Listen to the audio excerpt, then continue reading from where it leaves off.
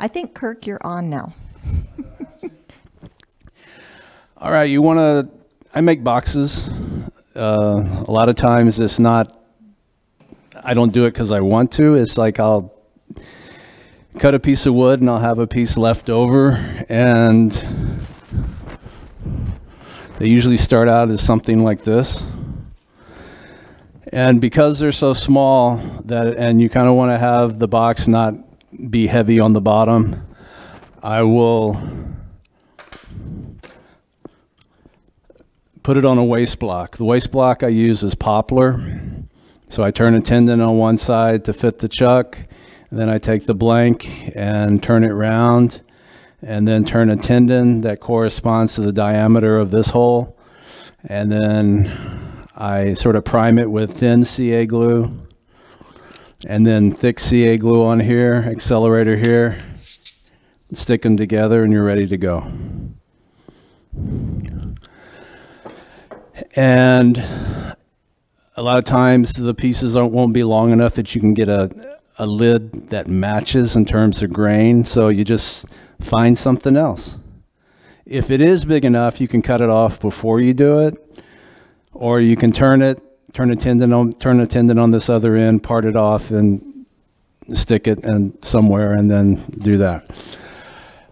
So most of the boxes I do are side grain, like this, and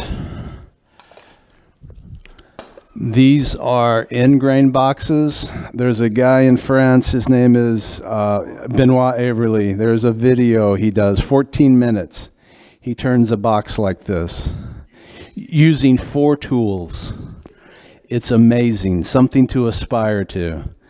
And he takes a square piece of wood, makes it round with a skew, taper. Most of these were turned with a skew. I'm not ready to demonstrate a skew.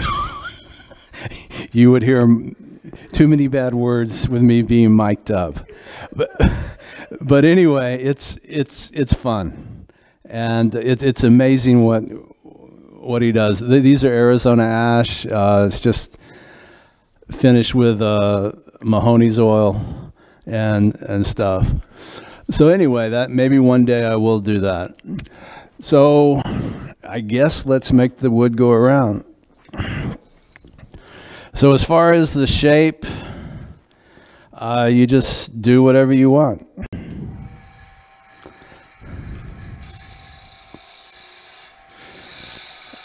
I'm going to reduce the waist block a little bit.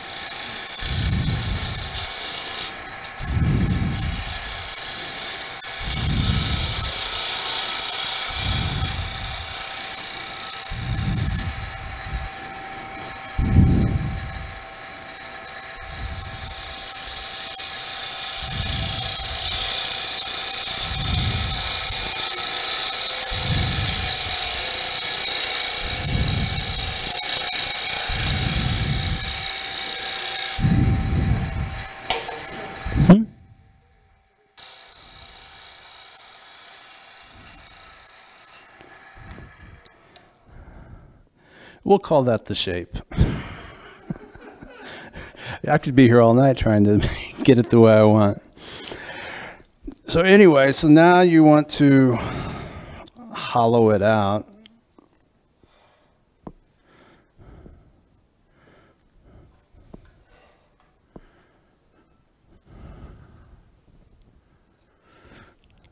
My CA worked.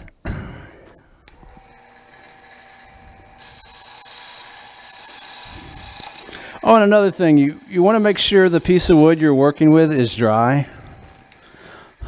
Otherwise, even though it's mesquite, it moves, and you end up with a situation like this.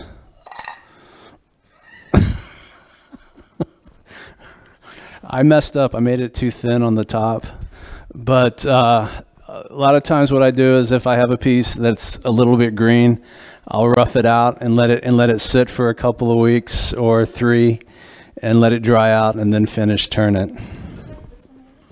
Yeah, you can pass them all around.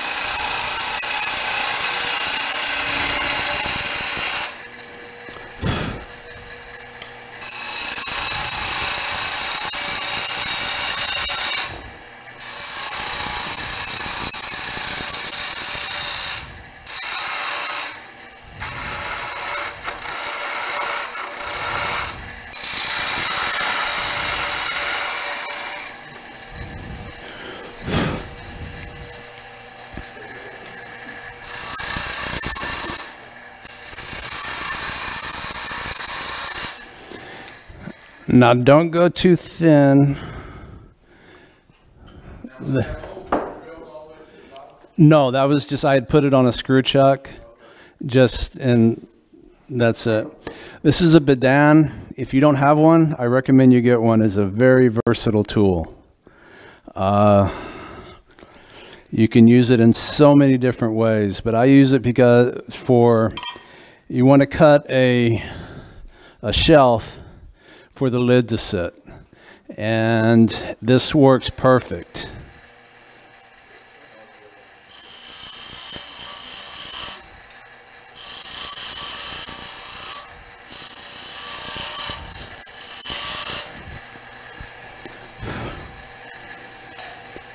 And then slope this down a little bit.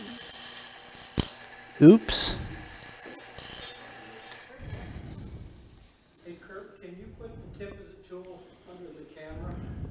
Which one? Come back toward you. Look up there. Oh. Is it like a Bedan? Yeah, it is a Bedan. It's not square, it's trapezoidal, so it doesn't bind as much. And this is from D-Way, and he grinds his with a bevel on the top.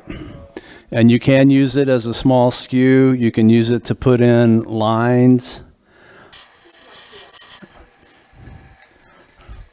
Okay, can you see the shelf I created? So it's about, I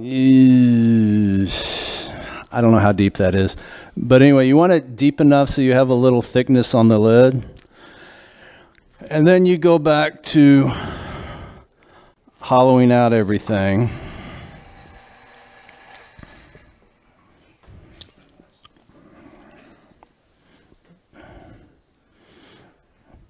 I don't know if any of you have ever used D-Way tools with the handles. They're a little pricey, but they're good.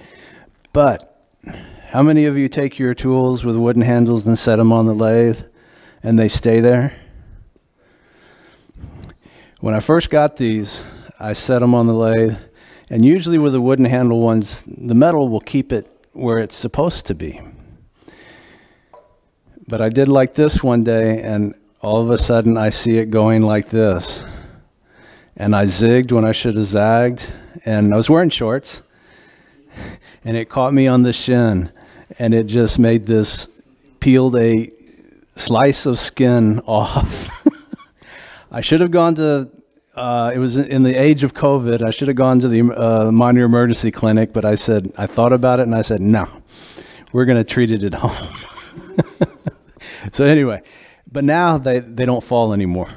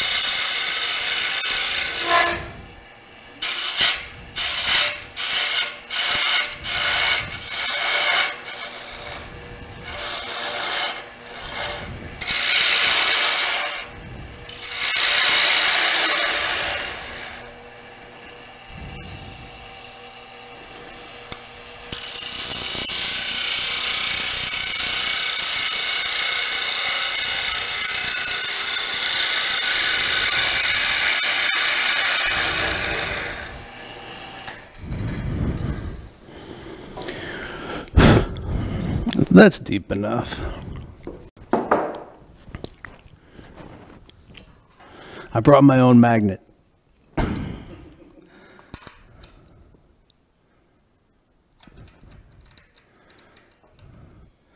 So anyway, we can pass that around. Well, let me get a measurement real quick.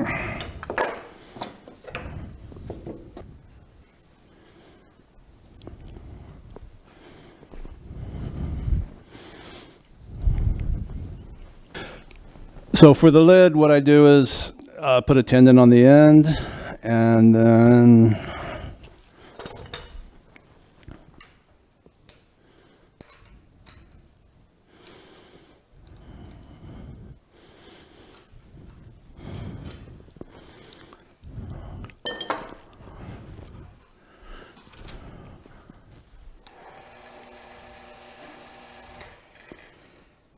just to find the center. That's 74, that's 37.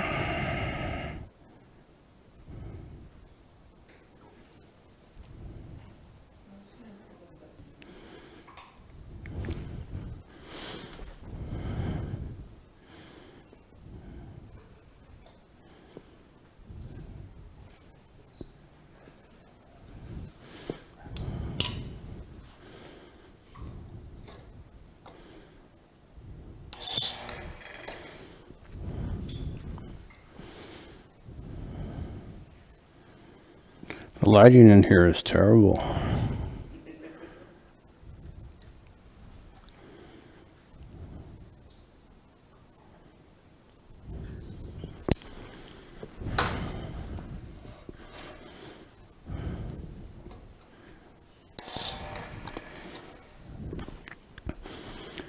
So what I will do is,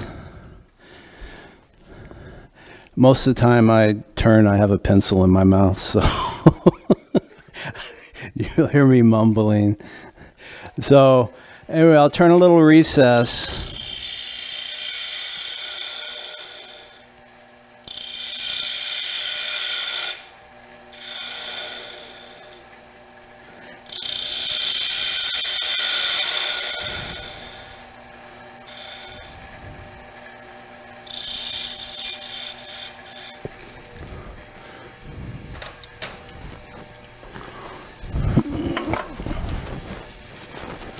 And this is a little homemade tool. It's an old 3/8 parting tool, turned on the side, and I've ground a little thingy on it.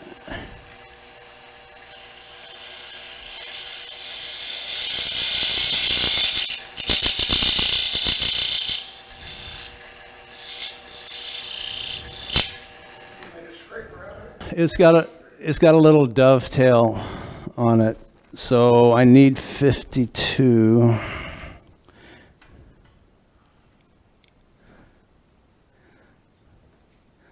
Whoa, I'm way off.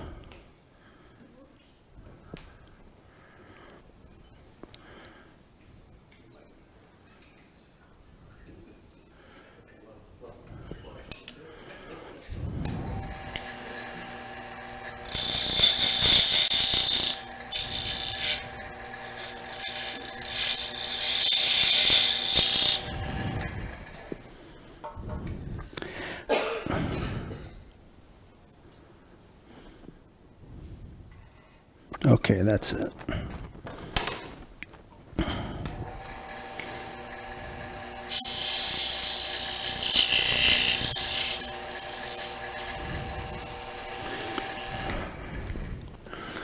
Is that box body? Okay. I'm cutting a recess, and it has a little bit of a dovetail on the end of it.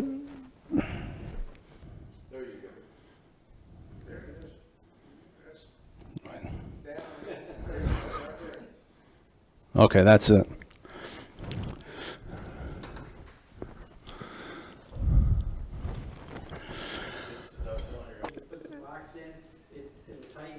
Well, this will be the inside of the lid, and so after I get the diameter established to fit in the box, then I will reduce the thickness of the lid on the outside of it. So I'm going to get rid of a little bit of wood here.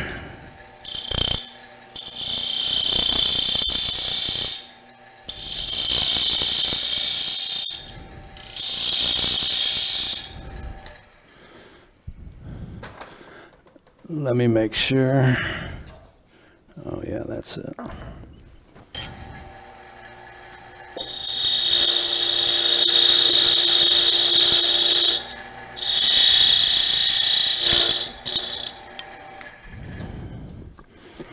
I usually do that. I have a set of dividers where I have one of the legs sharpened pretty sharp. I put it in the center hole and then spin the lathe, and it gives me the diameter. I can't ever I've seen them when they do dividers where they hold one leg and make it match up. So anyway, this I just sort of sneak up on.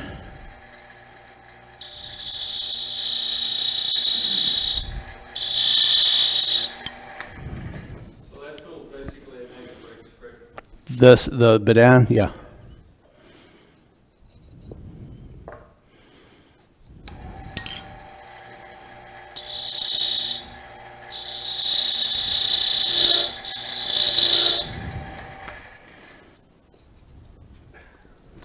Nope.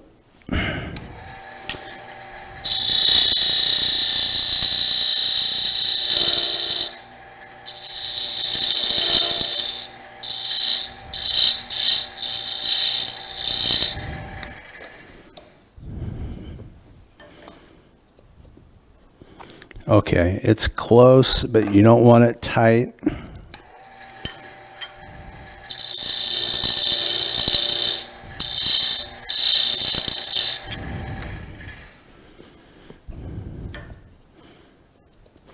Okay, that's good. So at this point, you would sand the inside of the lid. And a lot of times what I'll do is I'll put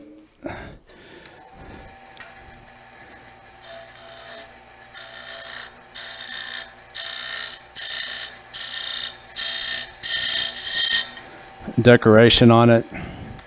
So you would sand it and put the finish on it. You did that with the bidan? Yeah, just the corner of it. So anyway, I don't trust this.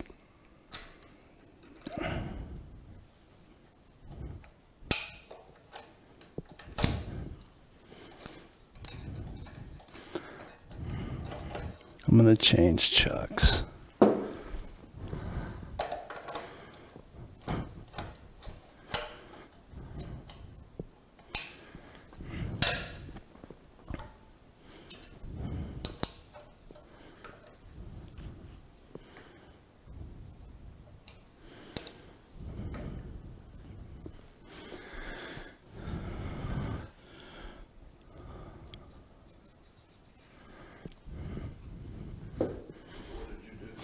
I put this on, and then I tried to draw a line where the inside of the bowl meets up, because you want to reduce it to that thickness. You want to have it right at the same level, otherwise it doesn't look right. And that line is actually going to be above that, but you'll have to do a trial and error test fit.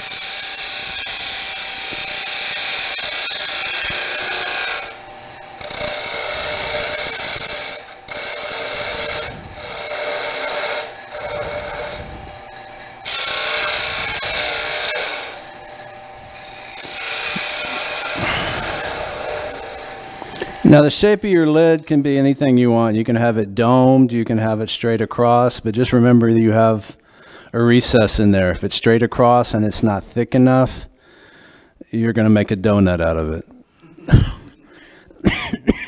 That hasn't happened in a long time, but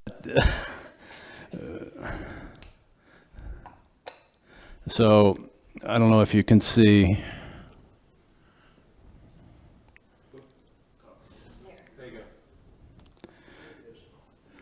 Anyway, I need to come down about a 30-second.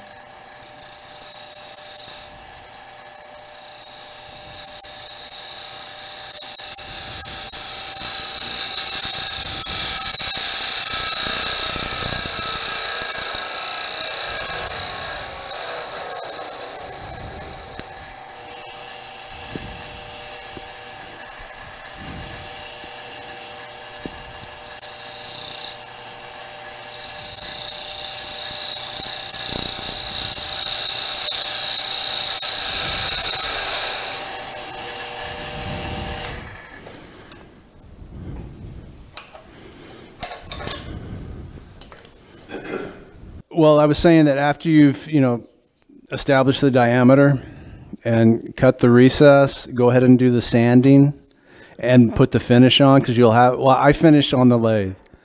And my finish is usually deft lacquer, cut 1-to-1 with lacquer thinner. I wipe on 3 or 4 coats and just burnish it off. Does your finish get marred?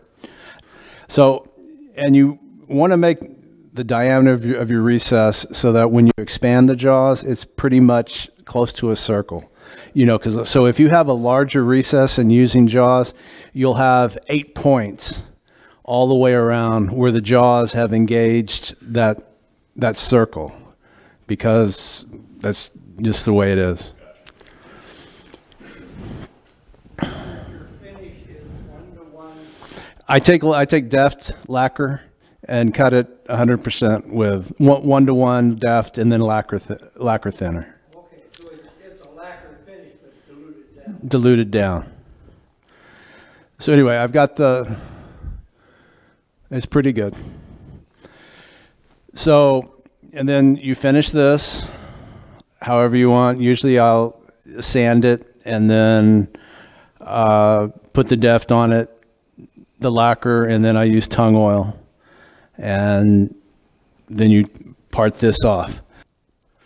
You need to put a finial or a knob or whatever you want to call it on there.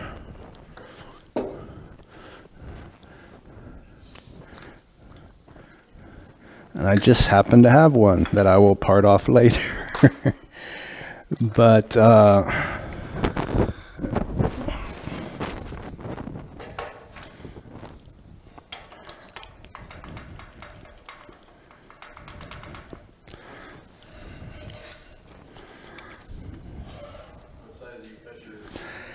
this is, the tenon is for a 3/8.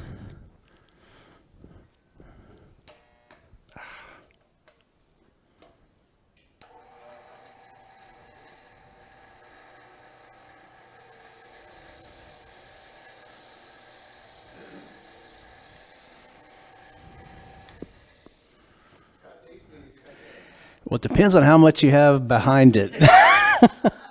I try not to drill through the bottom of it, but I mean, because if you take into consideration, there's probably, I don't know, you don't need a whole lot, but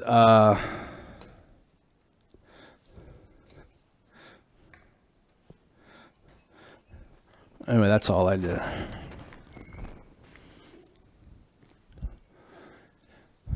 So on most of my Forstner bits that I use to drill holes, I've ground the point off because so I don't push it through.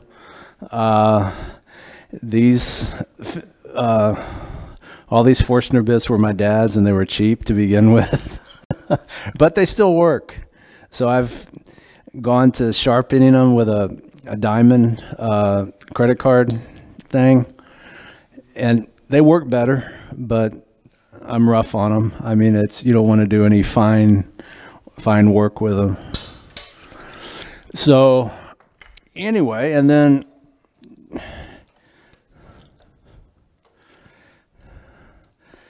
you turn, after you've got it all finished, you turn your finial.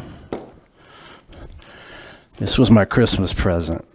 If I would have waited, I could have picked it up half price here.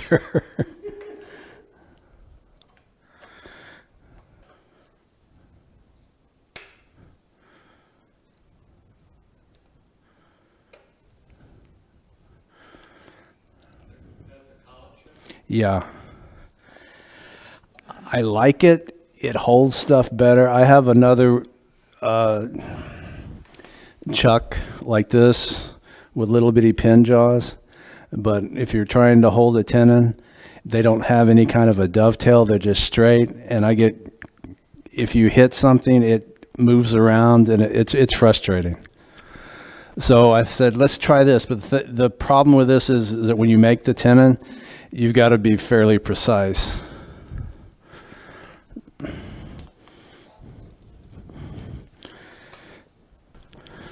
What I do is take this, measure the depth.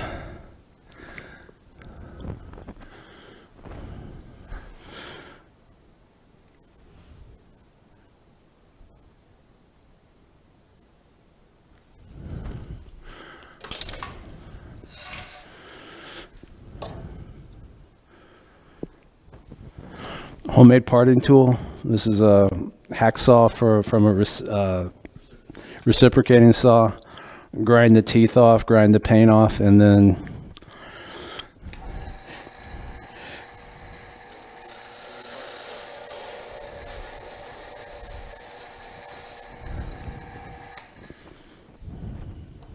it's a little long. Yeah, so anyway, I don't have my sander here, but anyway, that's it. Now you've finished the box. You've glued on the thingy, the handle, and I hope I can get this off. So here's a piece when I realized I was going to do this demo, I've got a little delta about this size, and so I played on it to see how much trouble I was going to be in. Because when you use a Powermatic,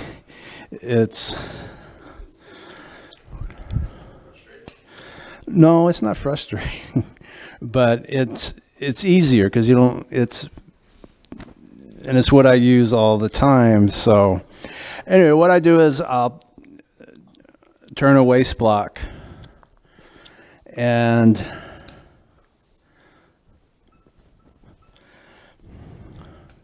turn the tendon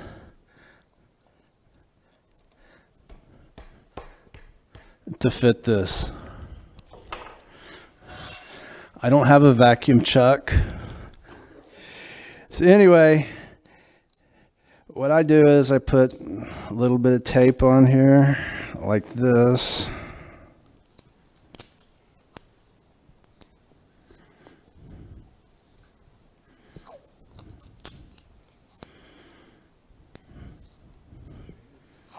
Yeah.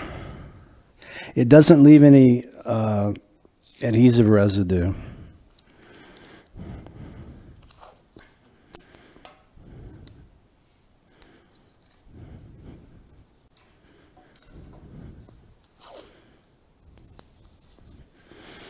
And then wrap it the right way, otherwise it'll come undone.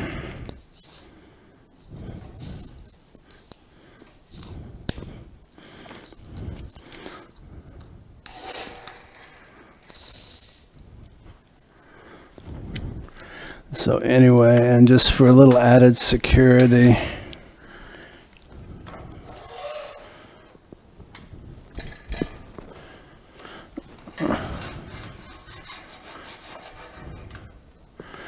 bring up the tailstock.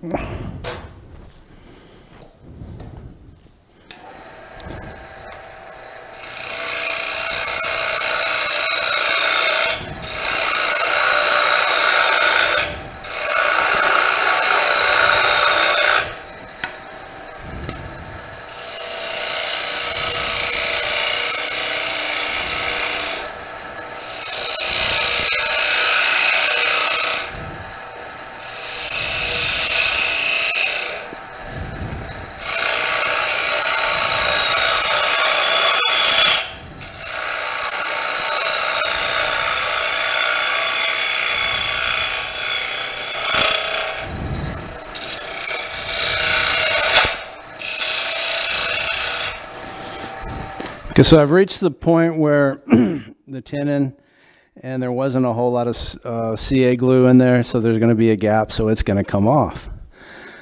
So it's best to just go ahead and knock it off.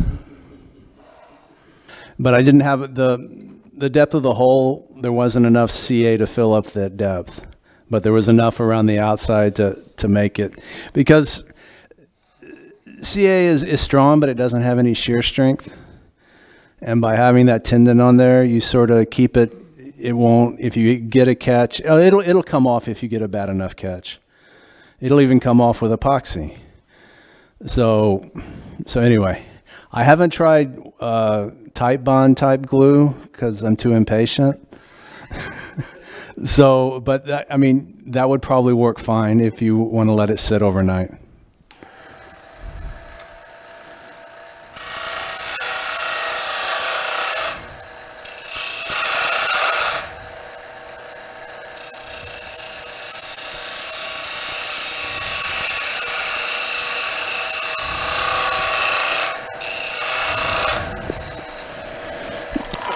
I don't think this will come off.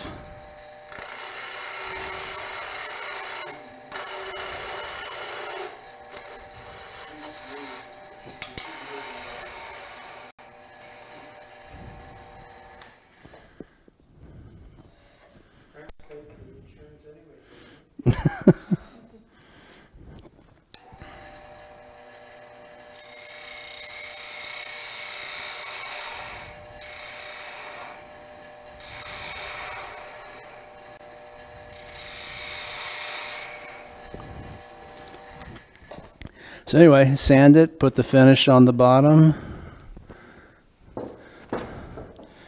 and take your tape off.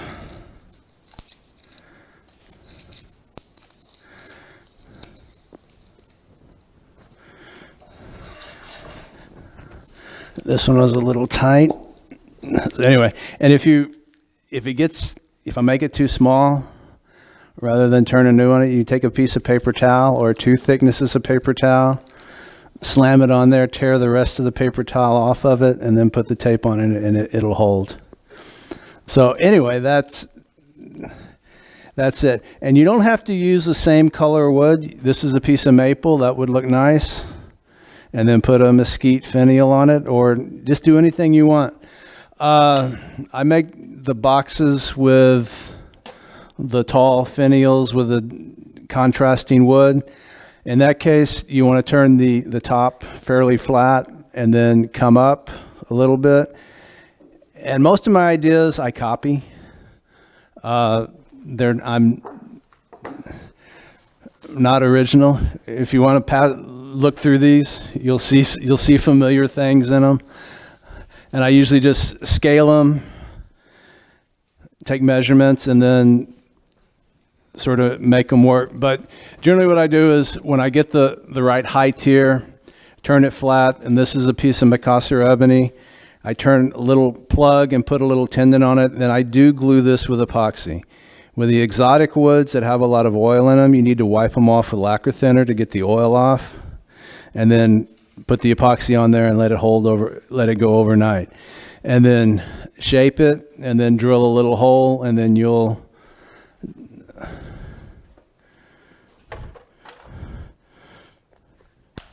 turn the finial, and there it is. What else?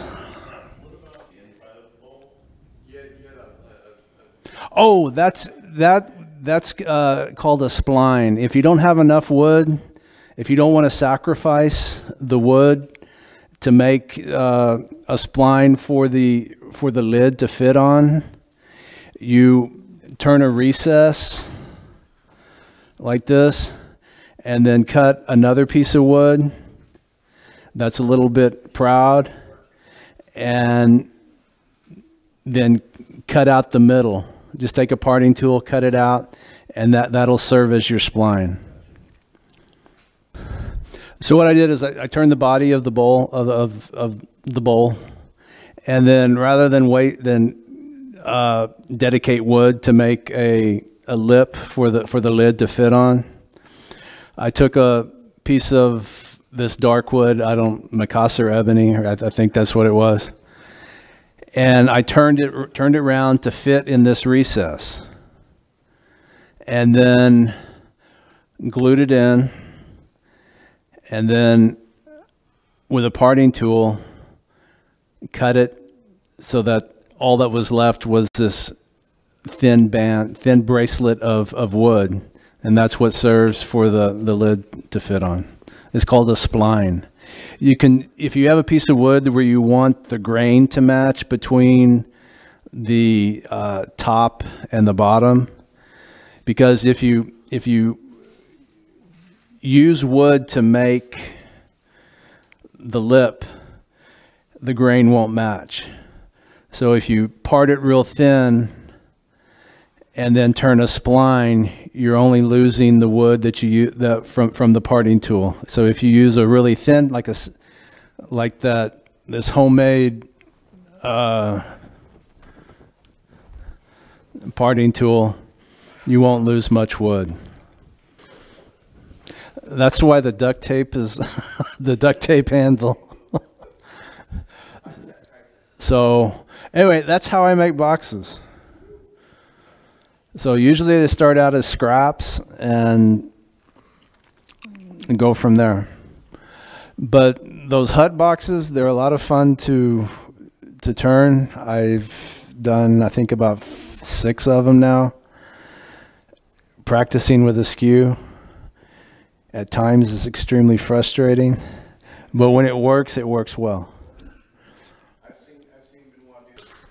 So anyway, any more questions?